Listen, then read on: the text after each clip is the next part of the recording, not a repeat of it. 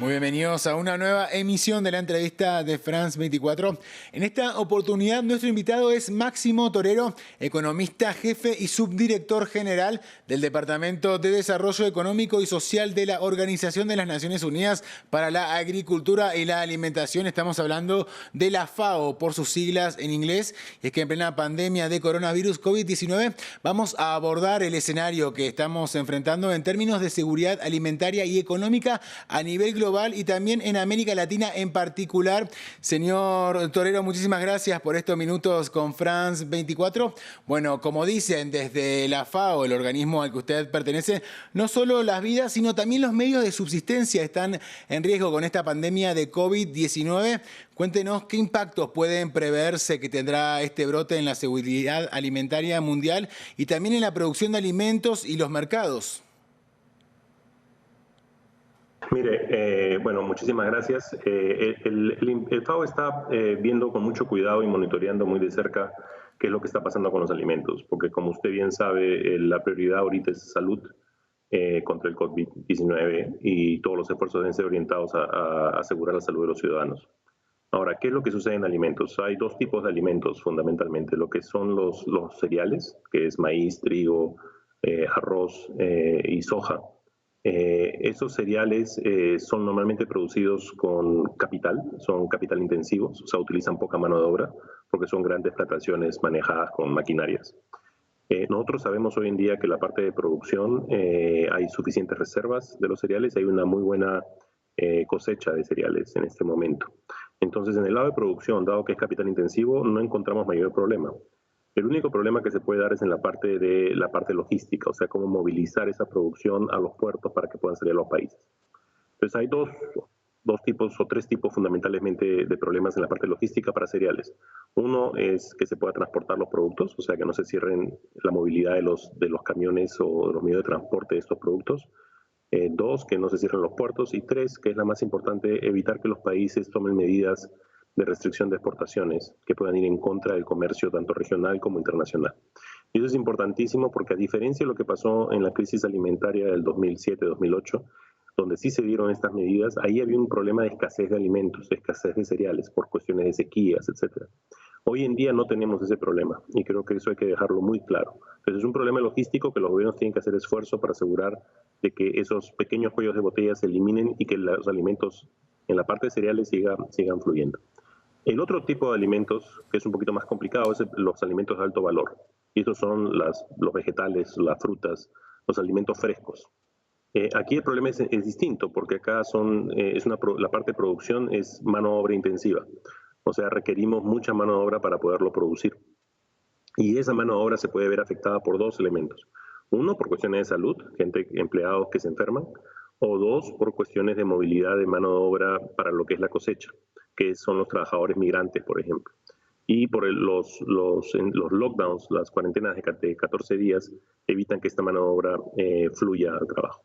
Y el segundo elemento, también atado a logística, es que estos productos son mucho más sensibles a retrasos porque se malogran. Entonces, es muy importante en esos casos tener una logística muy clara y muy eficiente. Y el tercer elemento son las plantas de procesamiento de estos productos. Cualquier fruto vegetal que se va a exportar pasa por una planta de acopio de procesamiento, donde normalmente son muy mano de obra intensivas y la gente está muy cerca de cada una. Si ustedes ven las líneas de producción, la gente está muy cercana. Entonces, lo que hay que hacer ahí para evitar estos problemas es primero ver la forma de que los gobiernos tomen el sector de alimentos como un sector prioritario, que pongan las reglas y las regulaciones sanitarias necesarias para evitar cualquier problema de salud, es decir, la distancia social, usar máscaras, guantes, y además que se aseguren que la parte logística sea más eficiente. Y eso puede llevar a innovaciones, como por ejemplo a concentraciones en centros de acopio para que sean unos pocos los que mueven el producto. Puede llevar a utilizar mucho el comercio electrónico. Eso fue lo que hizo China, por ejemplo.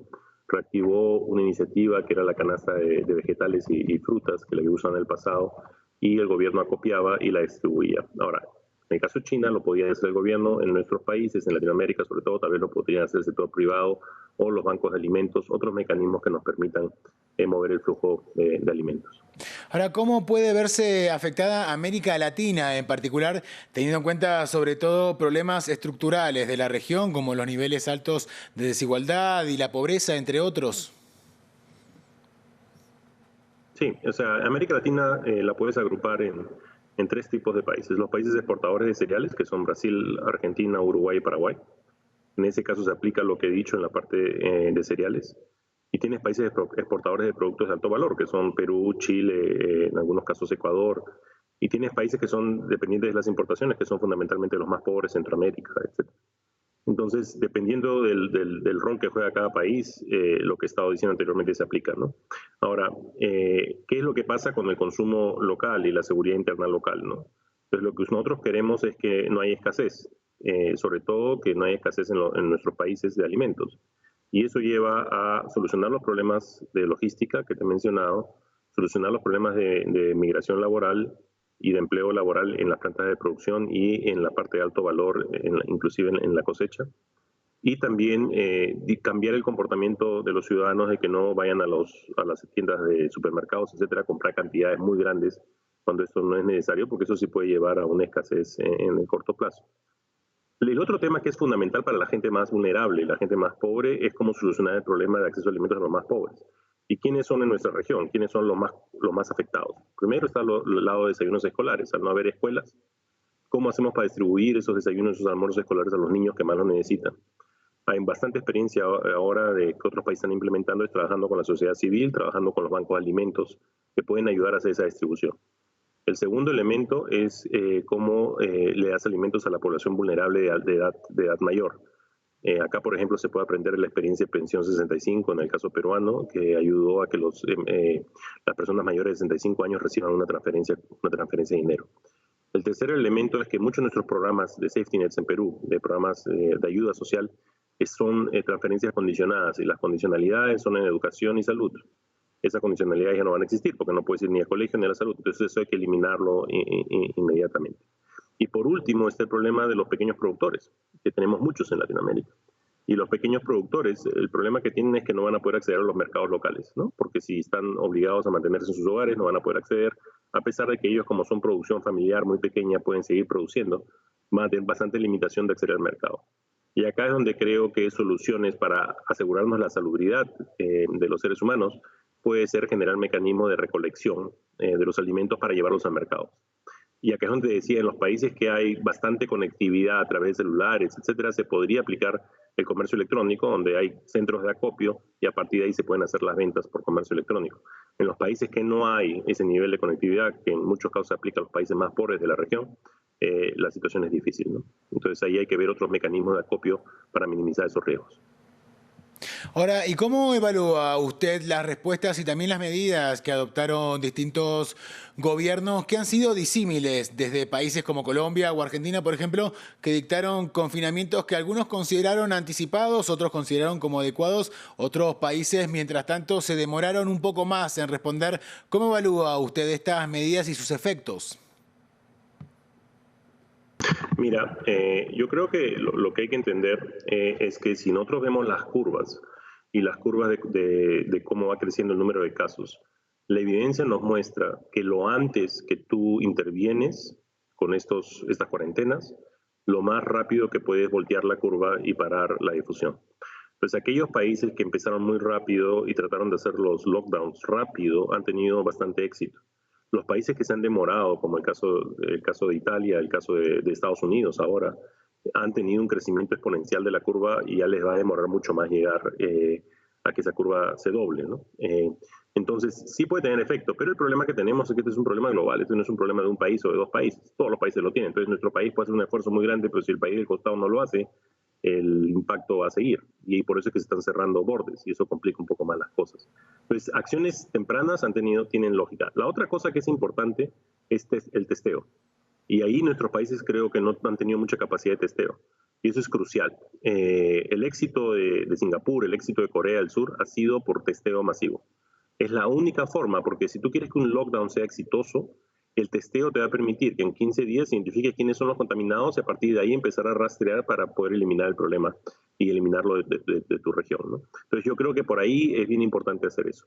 El otro tipo de medidas que han sido es básicamente los lockdowns llevan a parar la economía totalmente. Y ahí creo que los países tienen que empezar a hilar un poquito más fino y ver cuáles son sus sectores prioritarios para que puedan seguir operando, ¿no? Y sobre todo focalizarse en sectores donde tenemos distancia social.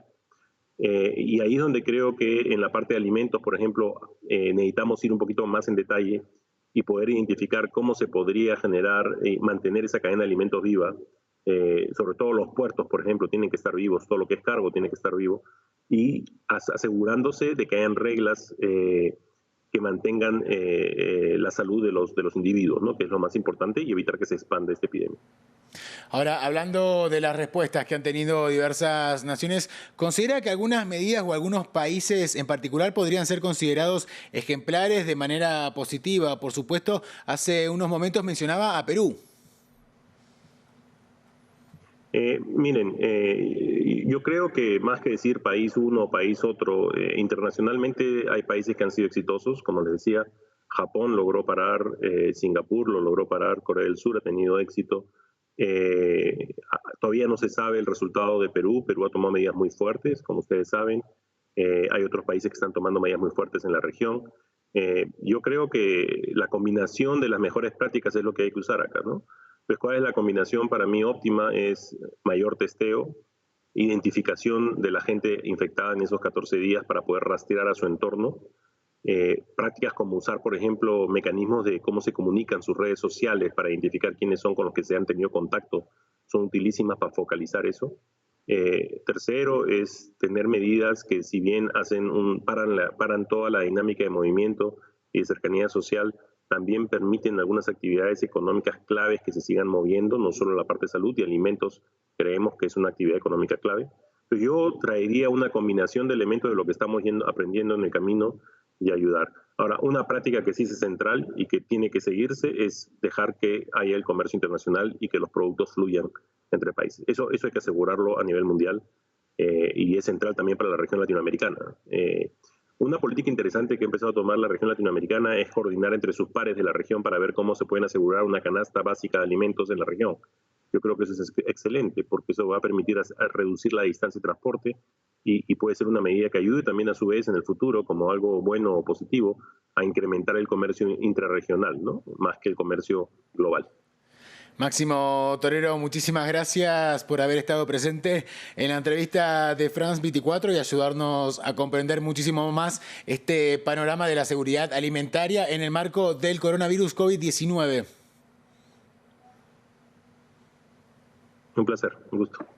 Y a ustedes muchísimas gracias por acompañarnos en otra emisión de la entrevista. Pueden continuar informándose en el resto de nuestra programación y también, como siempre, en france24.com.